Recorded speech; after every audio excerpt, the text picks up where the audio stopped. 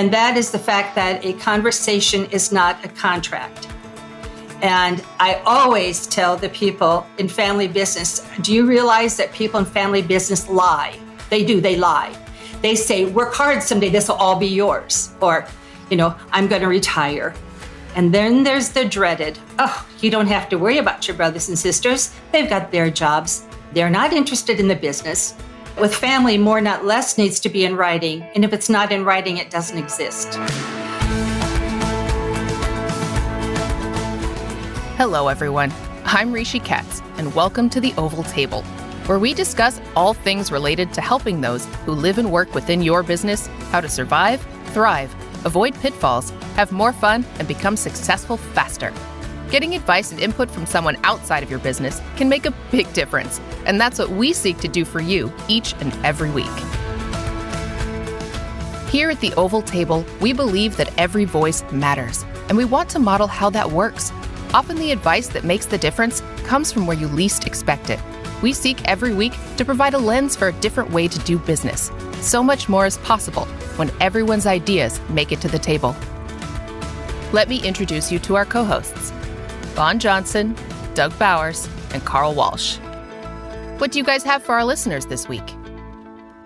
On today's show, we have a multi-talented, multifaceted, multi-skilled woman, Jolene Brown. She is a farmer, a real farmer, a modern farmer, and she's not just that. She's also a consultant to closely held family-owned businesses. She particularly specializes in the family-owned part, and she helps them transition, make that transition when perhaps the matriarch or patriarch has passed away, or they just simply don't want to do it anymore. And how do you make that transition out and take care of everybody in the family? Fascinating interview. But before we get into that, here's some other things that we have on our radar.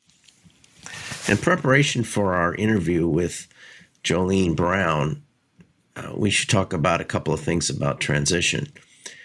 She's going to talk to us about how you transition a family-owned business to either another family member or a group of family members, or perhaps another generation that is outside of the online generation, or it's some veterans and people of that sort. But there are different kinds of transitions. One kind of transition is where you simply sell the business outright to the highest bidder. And in order to get the highest price, you actually have to have a business worth selling. And oftentimes there's a disjointed conception where the seller thinks the business is just absolutely fantastic and wonderful. And the buyer comes in there and says, well, no, it's really not. There's this problem, this problem, this problem. And so the price starts dropping as we find those problems. Accountants love to find those kinds of problems. It makes negotiations go much easier, as I have done in the past. But when you go to sell a business, the buyer's coming into a business and looking at the business from different perspectives. One perspective is it's an operating business. I love the business. I love its market share. I love its position. It's got skill sets that we don't have, and we want to add that to our package of skill sets and roll this business up. Rolling up businesses is something that happened in the past. It's going on privately behind the scenes, where you have people that are not concerned about running the business in the long run. They're only concerned about putting as many of these together and then multiplying the stock price out there and dumping it and let somebody else fool with it. That's not the kind of business we specialize in working with. So a buyer will look at it as an operating business, but a buyer could also look at it differently. Buyer could say, this little business in this sector is bidding prices that are unreasonable because they don't know their costs, they don't know their structure, and so they're kind of lousing up the marketplace. So we need to get rid of them, get them out of the way, so they're not just doing that to us. That's another kind of acquisition, which I've also done. Another acquisition is where a company says, I don't care about your operating business, I just want your customer list. And so they're really just buying a customer list. Or they could be buying employees. I interviewed a guy who was a asphalt paver, a slurry seal paver. And I asked him, do you ever go to association meetings? Yes, I go for 4 primary reasons. One is because I want to see what other innovations are coming down the pike affecting my industry, and it's more likely to be presented there than somewhere else. The second thing is I'm looking for people who can help me in my business. If I have a large contract, can they come in and work with us? Do they have the same sense of quality of product that we do? The third thing I'm looking for is anybody who's going to be retiring or leaving the business who has good employees and good equipment that I can pick up, make a transaction just between us. The fourth thing, which was very interesting that he said, and I'm looking for people I don't want to deal with under any stretch of the imagination. I don't like their ethics. I don't like the way they do things. I don't like the way they think, and they do not fit with us, and I want to avoid them at all costs. So you can have an acquisition where you're just acquiring some employees that are really good, experienced employees and a good operational setup, but you're not really acquiring the business because the business is just simply a bidding business. Another kind of acquisition is where you're just looking at the assets of the business. So if you're acquiring someone with real estate or someone with a footprint, like the Disney stores at one time had that footprint out there, and you're looking to get in there and get up to scale quickly.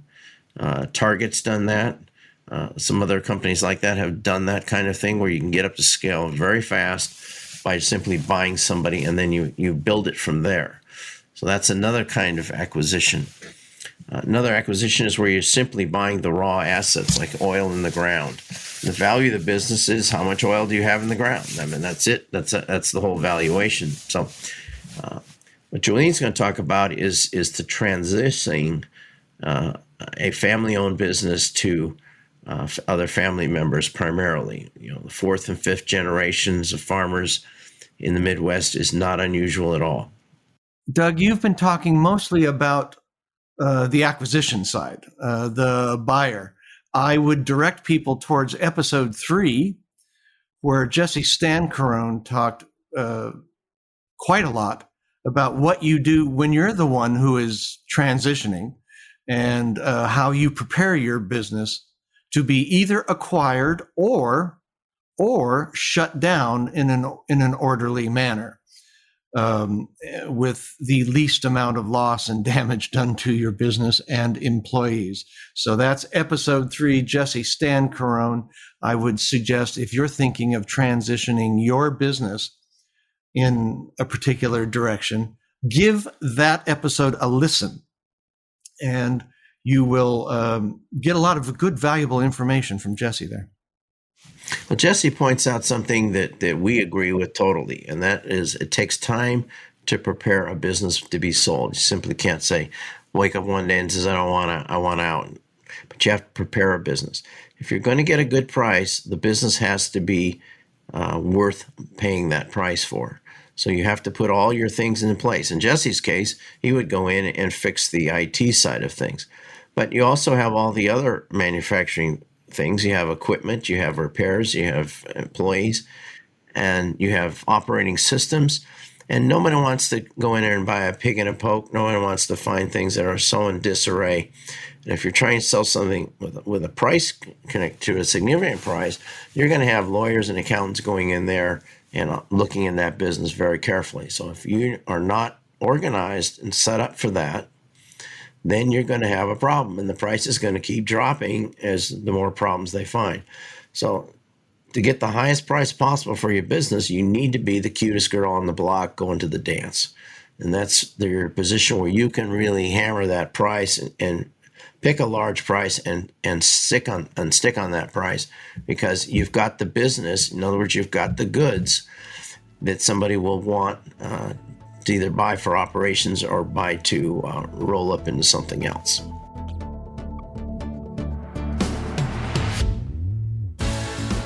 If you're enjoying this podcast, wait till you get your hands on Doug's book, We Are Alpha Dogs, available on Amazon and wherever books, ebooks, and audiobooks are sold. Go to wearealphadogs.com for bonuses and downloads to help you and your company become legendary. And if you are especially adventurous, while you're at it, Take the dog quiz and find out more about who you really are. Now, back to the Oval Table.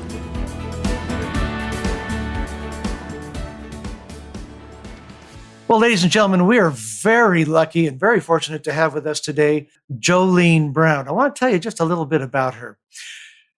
She knows family business. And for over 3 decades, Jolene has addressed and consulted with thousands of families, helping them create, protect, fix, and transition their family business. As a professional speaker, Jolene is an inductee into the prestigious Speaker Hall of Fame. She is the author of 2 great books. Her first one on the family business is titled, Sometimes You Need More Than a 2x4. And her latest book is Holy Crap, I Married a Farmer. Well, she is a real Farmer Brown from Eastern Iowa. And Jolene's special focus is her work with the people of agriculture, those who feed, clothe, and fuel our families and our world. And folks, if you really think about it for a minute, agriculture is the backbone of this country that keeps the world fed. Her worldwide audiences and consulting clients appreciate her fun-filled spirit and valuable information. And if you're really good to her, she'll teach you how to hypnotize chickens. She really knows how to do that. So let's get ready for an insightful time packed with information we can immediately use and apply with this podcast. Stop the fighting on the way to the funeral home. Please welcome Jolene Brown. Hello, Jolene. Thank you. I'm just so tickled to be part of your Oval Table. Well, we're really pleased to have you here. To get us started, you're a real farmer. Tell us what your day today was like on the farm. Well, at least you're not thinking about old MacDonald, I hope, with his farm. So my day started out with me doing video promos for 4 presentations coming up. And then I went out and swept grain bins because we're getting ready to start our corn and soybean harvest. So there's a lot of work to get ready. Checked all the tire pressures in our tractors and wagons and our vehicles. What you have in front of you on this podcast is a diversified woman who absolutely is so blessed to do what I do. And when I work in agriculture, I work with some of the very best people on this planet. And I'm thinking about those of us who are listening to this and, how grateful I am for agriculture. But I'm thinking, maybe all of those listening might want to be grateful too, because were it not for this 1% of our population, they'd be sitting wherever they're at, hungry and naked, and it wouldn't be a very pretty picture. So you're coming into harvest time. About when do you think you'll be done? If we can get going here the first weekend of October, and without a lot of delays or breakdowns or Mother Nature, we on our farm would be finished by Thanksgiving in November. Most farms are a family business, and when the head of the family or the head of the farm company decides to retire or passes away, there is a transition period. And this is the same thing for any closely held business. What are some of the issues that you face, and how do you solve them? Wow. Well, first of all, I've been the privilege to be a student for over 30 years with the families and not just in agriculture, but all types of businesses. And they've taught me that there's 4 foundation things we better face up front. And the first is that silence is the great destroyer of both family and business. If we fill in that silence with worry and fear and assumptions, one-sided decision-making, and we have a lot of problems. So silence gets filled in with these other issues that will cause even more problems. So that is the first foundation. And we need to talk more about communication as the bloodstream, not just of your business, but of a transition of a business. And especially when there's crisis and surprises along the way, we've got to have that communication, the rules in place when the times are good, so we can use them when the times get tough. And the second thing that I have found is really critical in closely held businesses, and that is the fact that a conversation is not a contract. And I always tell the people in family business, do you realize that people in family business lie? They do, they lie.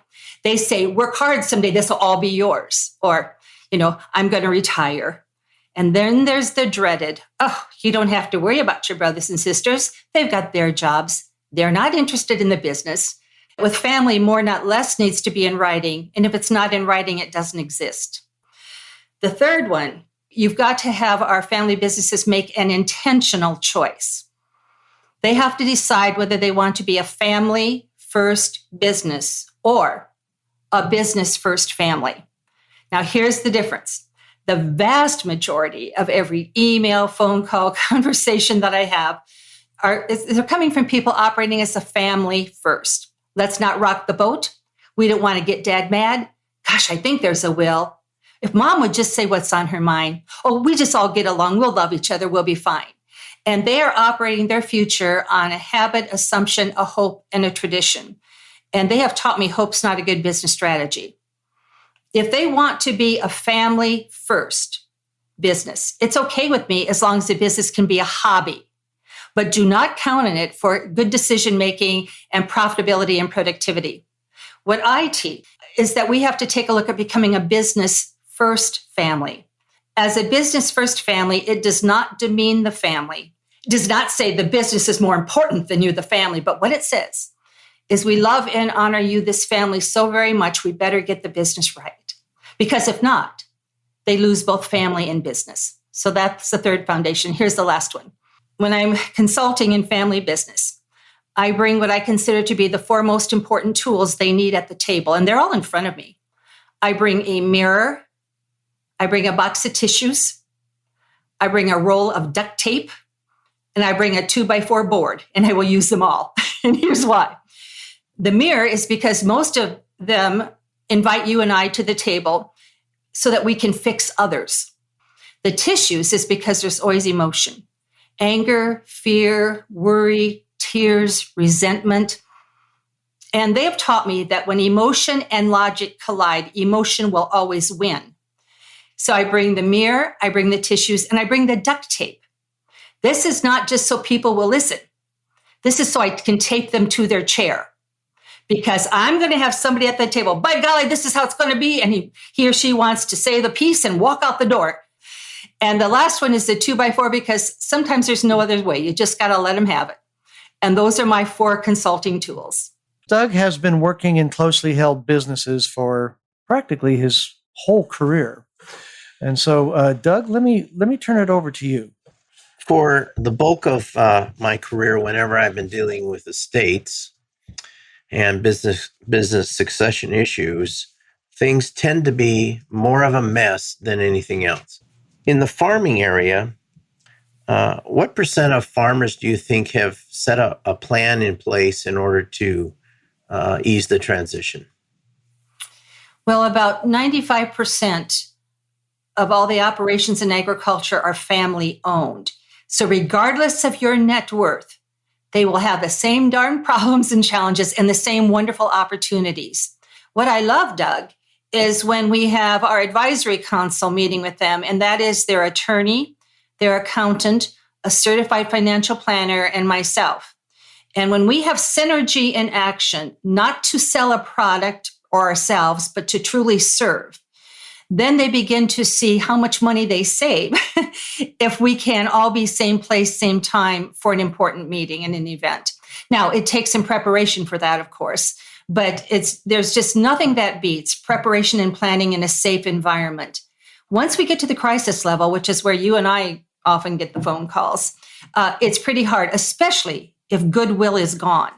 Because one of my top priorities, when the first phone call rings and I'm seeing whether or not my work can be of value, I have to decide if there's still goodwill in the family, a willingness to work toward a common goal, a willingness to deal with conflict at the mosquito bite level, and the willingness to help other people succeed in their job, not mine. So I have to assess the goodwill. And if goodwill is gone, boy, it's hard to get that back. And so I will tell you that I have a number of family businesses right now where we're not working on how to transition, we're working on how to break it apart. Mm-hmm. Well, sometimes that's the only answer. And it's not always a bad answer, No. Especially when we get into different generations with different priorities. Well, I find in a number of cases where the kids don't want anything to do with whatever dad does. So what percentage of farmers do you think have another generation able to assume operation of the farm? There may be a generation of not their bloodline, but they all have an option of a generation. Right now, there is a whole group. There's a lot of young and beginning people in agriculture and in most industries. And so we have an opportunity because, for example, in Iowa, there's an organization that matches young and beginning farmers with people who may not have bloodline, but perhaps want to keep the land in the family, but not the operations. The second option that many of our businesses have is veterans. There are a lot of veterans for us in agriculture that they want to be back on the land. But my biggest problem with that, Doug, is I have to have a really good leader on the farm right now, because you don't bring in a veteran and you not be a good leader because they had one. And they're going to expect to know what to do. You better show up on time. None of this wishy-washy, we'll see kind of a business. They're expecting to be praised and promoted or reprimanded or corrected or fired, So we have other options. It's wonderful if there's family members, but it does not have to be family members. And I have found when it comes to leadership in a closely held family business, sometimes the next best leader is not a family member, where the daughter-in-laws are leading the business. And yet what I have found is that these wonderful daughters-in-law are making some of the very best leadership, not by dictatorship or authoritarian, but by team building than anybody in the family could have ever done, the immediate family could have ever done. Mm-hmm. Well, the bloodline isn't necessarily the best manager to take over an operation. Sometimes it's somebody who works there. Sometimes it's another family member. Sometimes it's not necessarily the oldest son or the oldest daughter. Sometimes it's somebody else. I find that sellers are substantially delusioned as to what the value of the farm really is or what the value of the business really is. They really think, well, it's a great business. It's taken care of the family for years. Everything's perfect. But if you go and take a look at that farm, you find the tractors are old, the farm's maybe not maintained. Maybe there's been no investment in soil conservation and soil operations over the years. Maybe they haven't tiled their fields like you have. And so somebody else coming in and looking at it on a cold eye is going to be a much different valuation than what the present owner thinks it's worth. Do you find that to be a problem? I find that in every business. Anybody with the potential to inherit has a completely different mindset of the value of the assets. And one of the challenges that you and I have is when there's not been transparency with the finances, because money truly matters. And many of our businesses, if we take a look at their cash flow and their debt to asset ratio, there's 5 key ratios of successful businesses. And your accountants, well, if you got a good accountant, that accountant does more than taxes. That accountant's sitting there showing you those 5 ratios. They've had their fingers on the pulse of the finances. So if those have never been shared, then why not think everything's rosy and everything's worth a great deal of money? And whatever they read in the paper or they hear in the news, they believe to be true. So reality can be a real surprise of what, if there's not been transparency, man, are they in for an eye-opener? And then they have to try to be accountable to everybody else. And then we have a lot of problems because we think that they're hoarding it or keeping it, or it's a surprise someplace else, when actually we're trying to be very realistic. Yeah, oftentimes those positions are thankless. So I find it's really best if you are having a sale that you don't look out the window till it's done, and then you just look at the total amount. Mm-hmm. I can see that if you have a farm and it's maybe a modest farm or not maybe a particularly well-managed farm, and you've got 3 or 4 siblings that are not on the farm and not involved in the farm, don't know what it is, and maybe have never worked on the farm, just live there. When it comes time to place a value on the farm, they think it's worth a whole lot more than it logically is, because so-and-so down the road, which is a different farm, a different operation, different setup, sold for this very high price. And so therefore, this farm must be that high price also. So then when the succeeding generation tries to take it over, they can't take it over on those premium valuations, but they have to take it over at realistic values because they have to operate from that point. Do you find that to be a problem?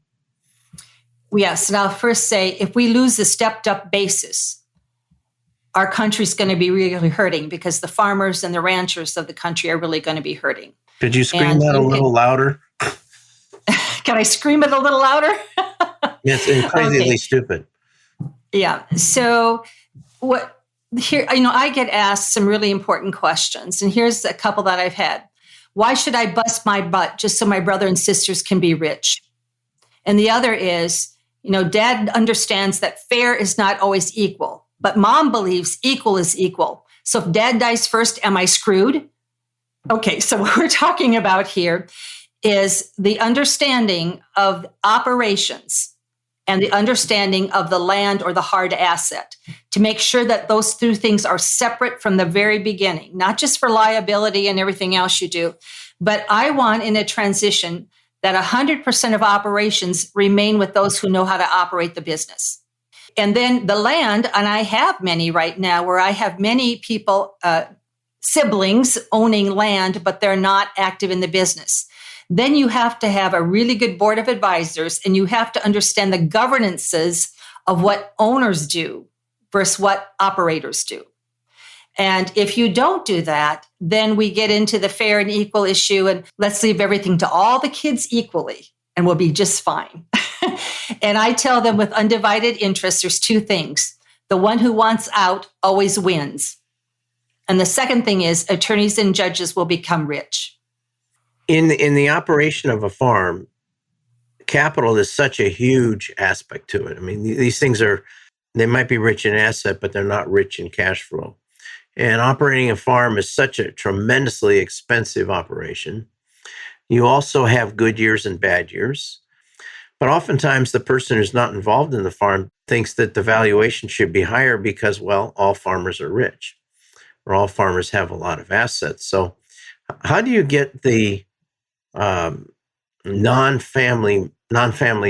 operating family involved in setting a value? Do you try and get them to do it, or do you rely on an outside advisor to do it? Are you talking at the time of estate settlement?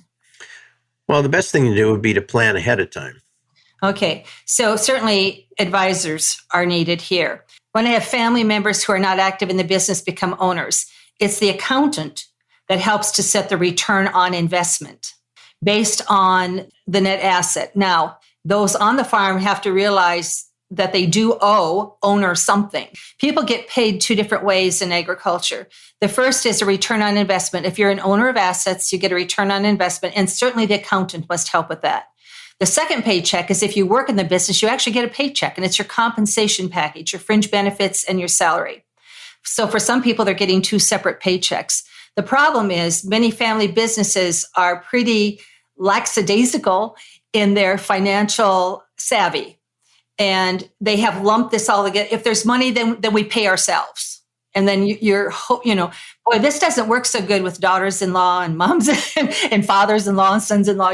We have to understand that we are a business, that you have to treat it as a business first family, because the second point that I have in Stop the Fighting on the Way to the Funeral Home is that money really matters. They are telling the senior generation at the time of your, quote, retirement. And by the way, in agriculture, you never kick a farmer or rancher off the farm or ranch. They've lost their soul. But they don't get to choose what they get to do either as a safety issue, because you want the next generation to take the risk on what they can afford to grow or lose. But you're okay. And I always have to tell the senior generation, please remember, your kids don't have to start where you are at today. You didn't.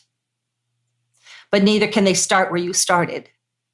And so when we talk about the money matters, it is really an important point to get clarified so we don't have fighting on the way to the funeral home. If you have a farm and you have, let's say, two brothers who want to continue to operate the farm, so they want to live there, want to operate the farm.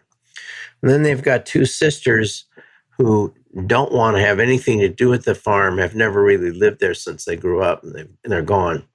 And they want to get a certain amount of value out of their theoretical share of the farm. So the farm gets divided into the operational side and then some land side. So maybe they get some land that they share a crop or they rent out or do something like that. When it comes time to tile those fields, and they don't want to tile the fields because they don't want to spend any money on that.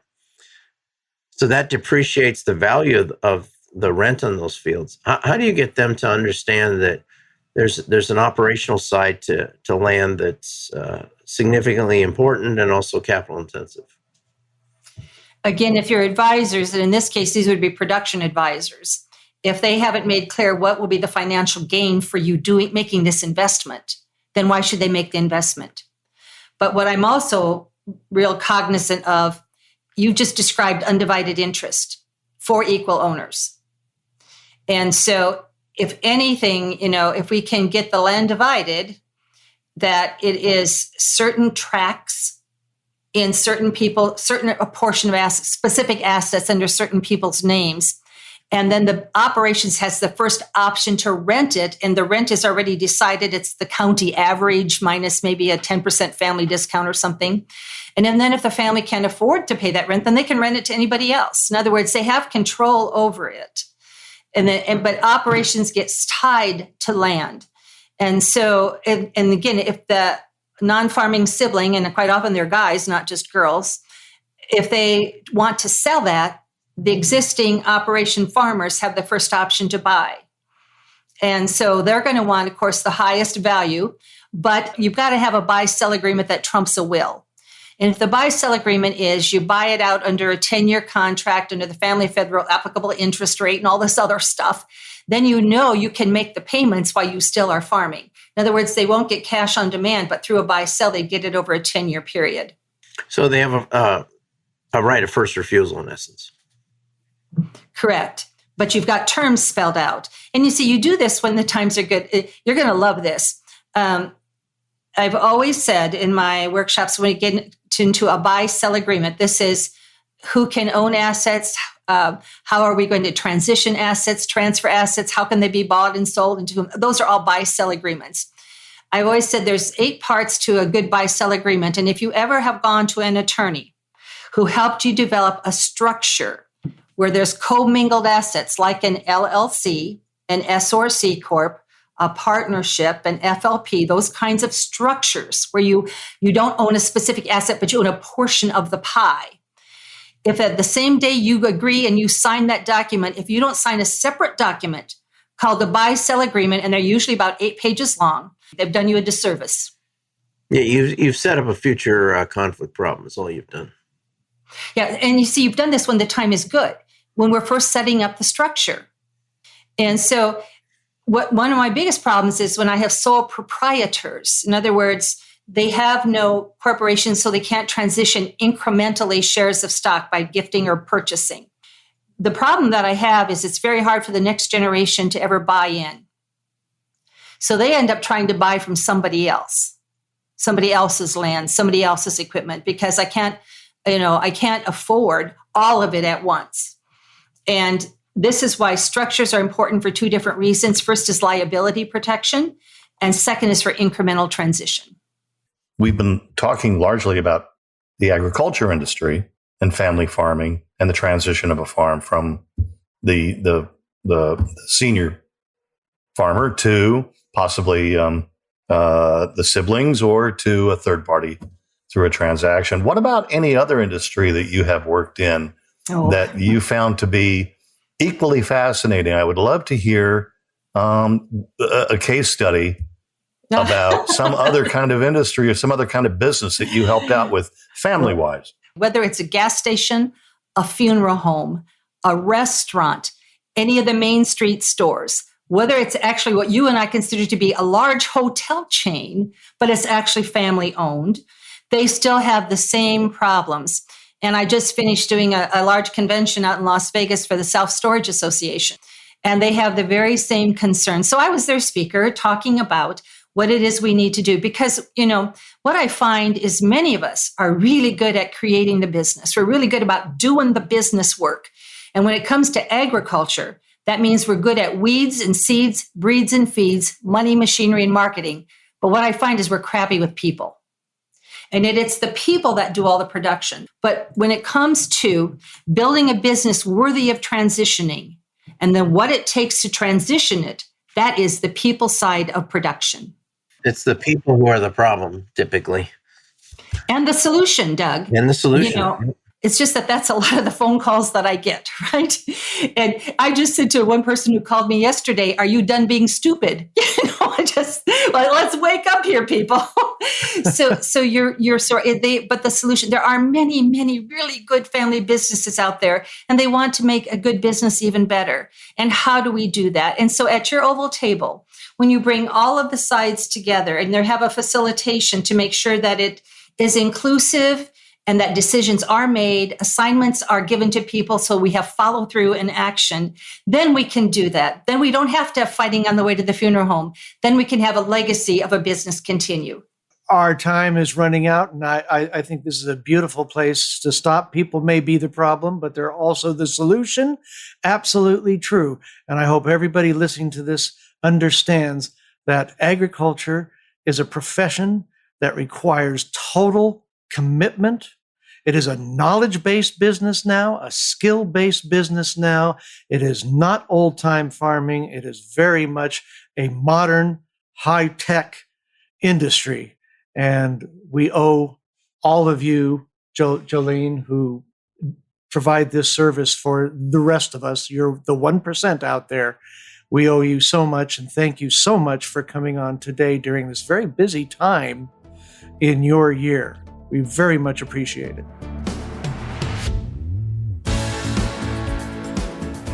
Wow, what a great conversation.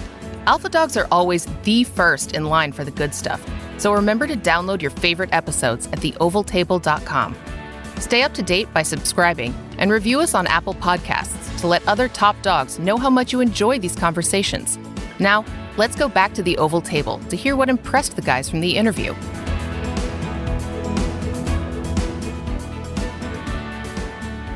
The thing I got out of that the most was the idea of knowing if you are a family first business or a business first family. That really struck me because everybody has to agree which of those two concepts apply to the family. Otherwise, disaster is looming down the road. And that's so true because the emotional part becomes, first of all, amplified. And second of all, it becomes a big barrier. And I know everyone thinks we all love each other. We're family. We grew up together. My goodness, we're all going to get along just fine.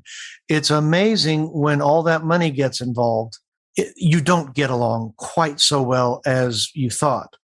And she brought up that really great point that so often, particularly in a farm, but in any closely held business, there's that person who grew up working in that business, who has been keeping it going, and the other people have gone off and done their thing. And if you have equal shares, there's a problem.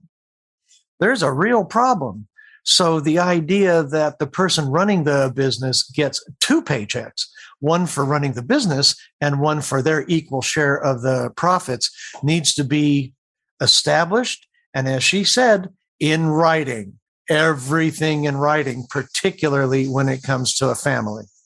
And another problem they have is that the people who don't live on the farm or not a part of the farm, who do not view themselves as farmers, view the farm as something different than the dad that's on there. If you ask dad what he does, he says, I'm a farmer. And say I'm a person in a certain county, he says, I'm a farmer. So his entire identity is farming, and he's been in farming probably his whole life as a child and also as an adult. And so oftentimes the family that's in the city will go to them and say, Dad, you work too hard.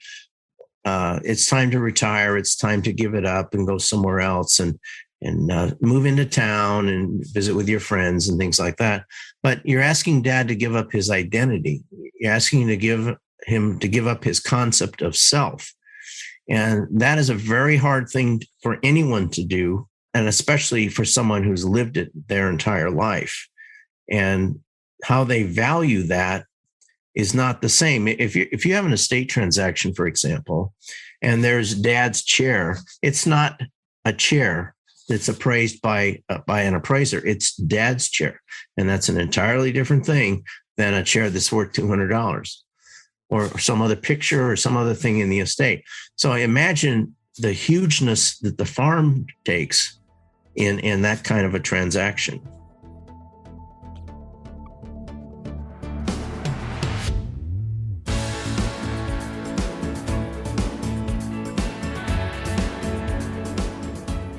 Well, of course, what's really big in the news these days is that armada of container ships sitting offshore in the Los Angeles area. And it has caused a tremendous disruption in the supply chain. We're being told you probably won't be able to get what you want for Christmas because they're not going to be able to get it in on time. Although I did hear a hopeful note just last night that the delay is about 10 days at this point. But if you look at what's going on out there, it looks like the invasion of Normandy sitting off our coast. Never seen anything like it. And now it's turning out that our oil spill that we just had may very well have been caused by one of those ships sitting offshore. Yeah, it's not final yet, but that's what it looks like has happened. So there's lots of ramifications to this thing. And you got ships up in Seattle in Puget Sound doing the same thing. So if you get an oil spill up there, I mean, you've got a rock and roll thing up there then. Oh, that would be terrible in Puget Sound, though, because there's nowhere else for it to go except onshore. It's just stuck there. Yeah. So the supply chain issue, gentlemen, it's not about the ships that are parked off the coast, because it's about the fact that the ships cannot get unloaded fast enough. And then once they are unloaded, there's not enough room to store all the containers. And then once the containers are available to be shipped or distributed to retailers, they have to be taken by rail or by truck. So are all of these things a factor, or is it really more the transportation on the mainland, or is it more the amount of space in the port? What is it exactly? It's a domino effect. It's like the snake that swallowed the cat. You can just follow the bulge all the way through. It's just it just goes all the way through. One of the aspects of my responsibilities here are to bring in information from certain sources, as each of you do. And one of the sources I use is GCaptain. I look at that website every single day. And he gives you all the stats you need to know about containers and shipping problems and all the issues that are involved. And he had a point the other day. He says it's time for LA harbors to call in the Marines because you're not getting it done. And we need somebody else with some competency to handle this kind of situation. And I find him very interesting. And we should probably try and get him on the show because I think he could lend some real hard information as to the shipping problem. But to your point, Vaughn, if you start at the end delivery point of where you're putting a container at a location and then follow it all the way back, do you have enough rail to ship all the stuff you have there? Do you have enough trucking? Do you have enough truckers? And then when you get back to the port, there's only so much ground to put containers on. There's only so many crane operators. There's only so many cranes, and there's only so much dock space. So everything gets backed up. And then if you keep following, well, you've got the container ships, and you got to pay those people to sit there, and you got to feed them, and they weren't planning on all that. And so that's significantly raising the cost. I think Wall Street Journal is reporting container ship rates are $20,000 per week per container. So, I mean, it's a significant expense problem here that was never planned for, was never factored in the cost bids that people have put together. And then if you back it up to the manufacturer, if the manufacturer says, well, if I can't ship the product, why should I make it? If I don't have a container to put it in, I can't even store it on my back lot. So why should I bother making the product? So then you start laying people off for weeks at a time, like you're doing in the auto industry. And when you do that, you're cutting income, family income. You're cutting supermarket income. When you're cutting everything out, everything has a ramification going backwards, and everything starts to become a mess. So then if you look at inflation and you say, well, inflation's going to go away, you take the Federal Reserve point that, this is just a temporary disruption. And then you look at what is it going to take to solve this disruption? It's not going to be a temporary. It's going to be long-term, and it's going to be sitting there. If it sits there long enough and gets embedded, then people's reactions change, because there's two kinds of inflation. There's inflation that's being passed to you from a manufacturer, but there's also your reaction to that inflation. And if you react that, well, I'm going to raise prices. I've raised prices recently. Customers line up and pay it anyway. So my price isn't going down because there's no reason to go down. So I'm going to hold that price. In fact, I'm going to try and explore pushing that price up some more. So that again is inflationary. And there's no reasonable analysis that says that that's not inflationary. And so that's a problem. Then you have two kinds of inflation. Again, in your company, you have the national-wide inflation, but then you also have the inflation in your company as to what's going on with your products. So you need to be watching prices very carefully and paying attention to what's going on, not only from a pricing standpoint, but are you even going to be able to get the material standpoint? No podcast like ours would be possible without the help of some talented people behind the scenes. We would like to thank Audavita Studios and their director of podcast production, Sean Hettinger, recording engineer David Rosenblad, staging and show production David Wolf, social media Jay Spang, artist Marsha Carrington, and for our transcriber, Jamie Karras.